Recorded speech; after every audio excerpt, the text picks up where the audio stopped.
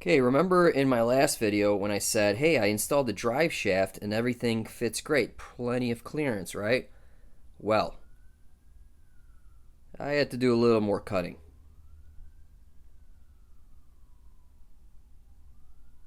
Okay, so in this video I'm going to talk about what the heck is going on here and why I had to cut out so much of the tunnel, including here where the drive shaft is. Okay, so what you see here is I have the correct driveline angles, and I'll discuss that in a minute, and the suspension is in full bump all the way up to the bump stops. So this is the worst case scenario for the drive shaft, and now everything clears, and now I just need to build the sheet metal back up. Now there are some floor stiffeners. You can see that one right there, and there's another one right there. The next point of contact is back here under the seat. There's another floor stiffener, and I do not want to mess with that one. I have an 1/8 inch clearance or so, barely any. If I had a larger drive shaft, or if I allowed the suspension to bump more, you know, if I modified things, then that would have to be modified. There is another stiffener under here, and if I messed with that, that would mean I would have to redo the seating, the bottom seat. You know, the frame would have to be modified. So I don't want to mess with that. And I do want to have my kids in here. I have 4 kids, so, you know, I want to give them rides. So I'm not going to go that far. Okay, so the current situation is I lifted the trans up in 1.25 inches off the Holley cross member. That allows me to have driveline angles in the 2-degree range with the suspension. I mean, at ride height, it's 2 degrees. And right now, for sheet metal and clearances, I have the suspension in full bump. Okay, so that's the current situation. I think it's all figured out. Now I just need to build the sheet metal. But let's go over to the whiteboard and I'll explain what's going on. All right, this thing's about to fall over.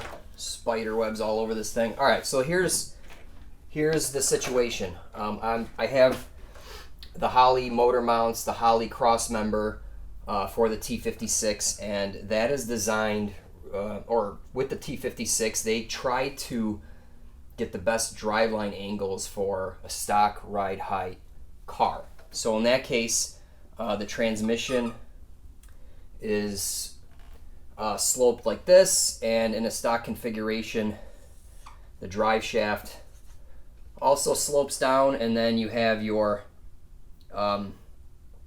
pinion, which hopefully is something like that as well. Okay, so all these working angles on the U-joints are relatively okay, and they want less than 3 degrees for vibrations, right? That's what U-joints and drive shaft manufacturers recommend and whatnot.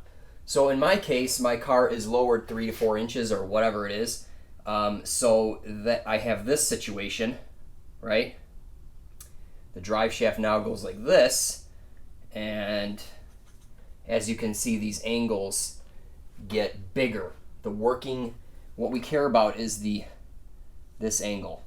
This is your working angle of your U-joint, and you want it less than 3 degrees. Okay, so you can see how big it is. Okay, so that's what I was dealing with. Okay, when I did my drive shaft video, just when I opened up this sheet metal here, not the drive shaft. Okay, so I'm like, well, you know, I can solve this by putting my pinion angle down. Okay, that works, right? Well, I came across a Spicer video, and they said, hey, if your transmission and your pinion are not parallel, or a degree out of parallel up to, you get timing, phasing issues with the front and rear U-joint. So this guy here will spin at a constant velocity. This one, however, will speed up and slow down, speed up and slow down as it makes revolutions, and unfortunately what that causes is it'll be vibrating or whatever, out of sync, right?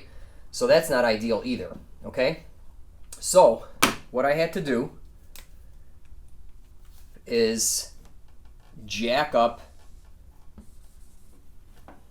So what I had to do was jack up the rear of the transmission, okay, 1.25 inches off the Holley cross member without the T56 spacer. So there was one spacer plate that they give you that's 0.3125. Well, I'm bumping this up to 1.25.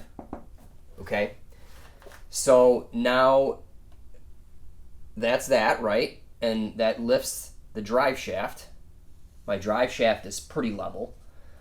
And now this is all looking better, right? This is not to scale, but basically, let me define some things. If your engine is pointing down here, meaning it's higher in front, so this is the front of the car, rear, and lower in the back, this is referred to as sloping down, okay? And if your drive shaft is going the opposite direction, that is referred to as sloping up. And same thing with the pinion, okay? So let me just, so this is down, up, down, okay? That's the terminology. Now, if you had, let's say, when I first had this, before spacing the transmission up, I think I had like 3.5 degrees down. And this is an angle with my car at ride height on some wood blocks, okay? I don't know where the frame is relative to this, and it doesn't matter. What you want to calculate is the angle here and the angle here and compute the difference, okay? And my drive shaft, I believe, was 1 degree up. So when you get these numbers, when one is going down and one is going up, you add them together, so this would be a 4.5 degree working angle, okay? Not ideal.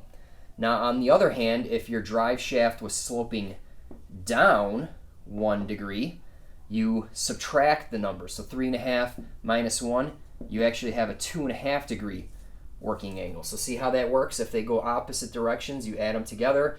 If they go the same direction, you subtract them. Okay, and same thing back here. So Spicer has some cool phone apps and an online thing that I need to show you. I'm going to show you that video with the phasing, and I'm going to show you the driveline angle calculator, which is super helpful. So let's go over to the computer and I will talk about that. Okay, so this is the video I want to show you with the phasing and timing of the U-joints. So what you see here is they got an electric motor hooked up to a drive shaft, and they have 3 black discs, which are sprockets, and you'll see that he'll take a playing card and put it over the teeth, and you can hear the drrrr as it goes over the teeth and the difference in velocity. So listen to this. The speed should be constant. That's exactly what's happening with no angle. Everything travels at a constant speed.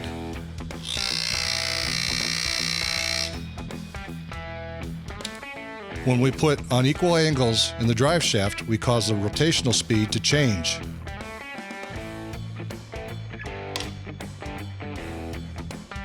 The front yoke gears, the input yoke gears, travel in a perfect circle at a constant rotational speed. However, the output yoke gears now travel in the ellipse, causing an inconsistent rotational speed. Notice how the output yoke gears speed up and slow down twice per revolution. We can see and hear the effects this has on the drive shaft. This inconsistent rotational speed is then transferred through the drive shaft to the axle, causing a vibration.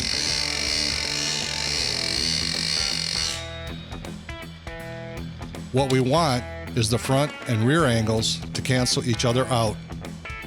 When the rear angle is equal to or within 1 degree of the front angle, the rotational speed realigns and eliminates the vibration in the system.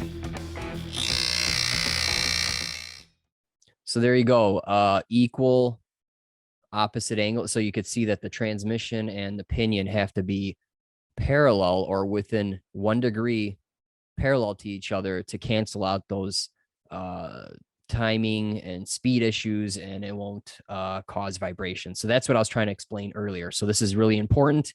And this video is like, oh man, I better make sure I get these driveline angles correct. Okay, so check out this Spicer driveline operating angle calculator here at spicerparts.com. Just type in Spicer Driveline calculator, and here you go.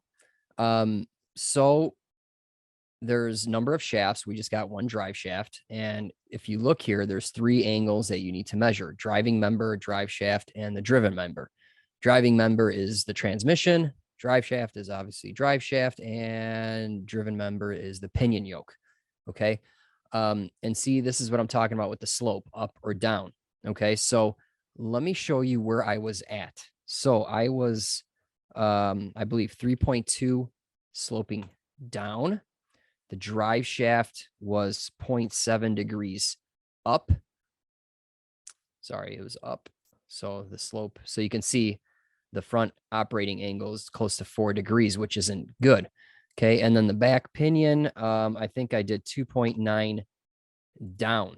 Okay. So check out these angles: 3.9, 3.6, with the Holley cross members in stock configuration, but my car was lowered 3 to 4 inches. So there you go. Over 3 degrees all around on the driveline angles. Not ideal. Okay.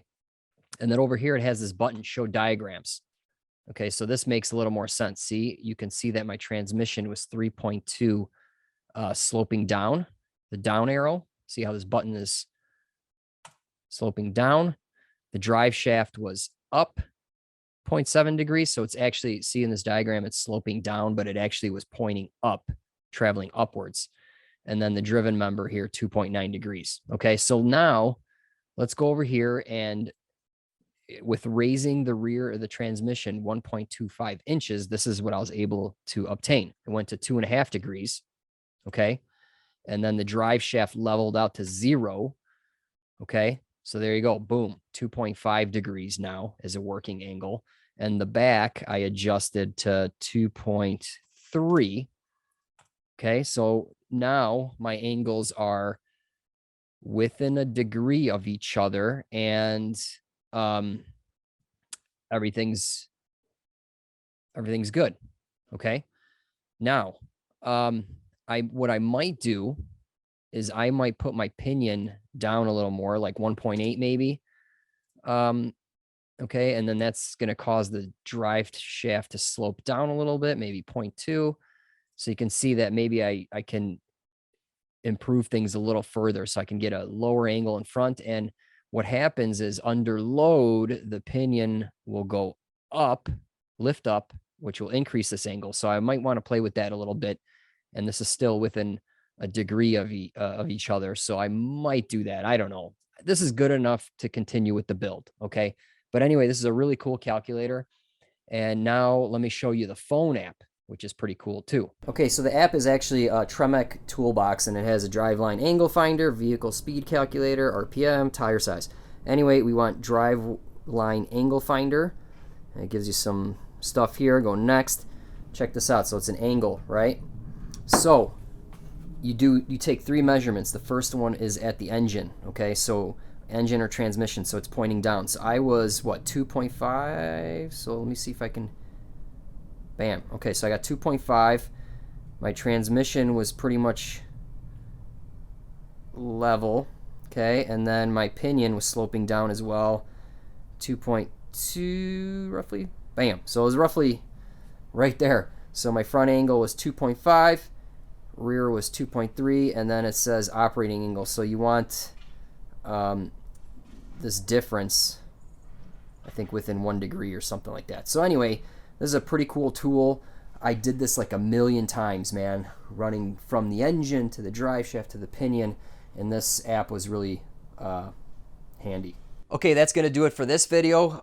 This driveline angle issue is a big one. You can see how much I had to cut out with the trans tunnel and all that, and it also affects all the exhaust, right? You pitch the engine, and the downpipe was getting closer to the firewall or to the frame, depending on which way you pitch it, and then obviously the intercooler piping and all that. So really setting the driveline angles is very important very early on in the build, because everything's built around it. Okay, so in the next video we are going to be making a poster board template for the trans tunnel and all the other sheet metal that needs to be made for everything that's cut out. So stay tuned for that one.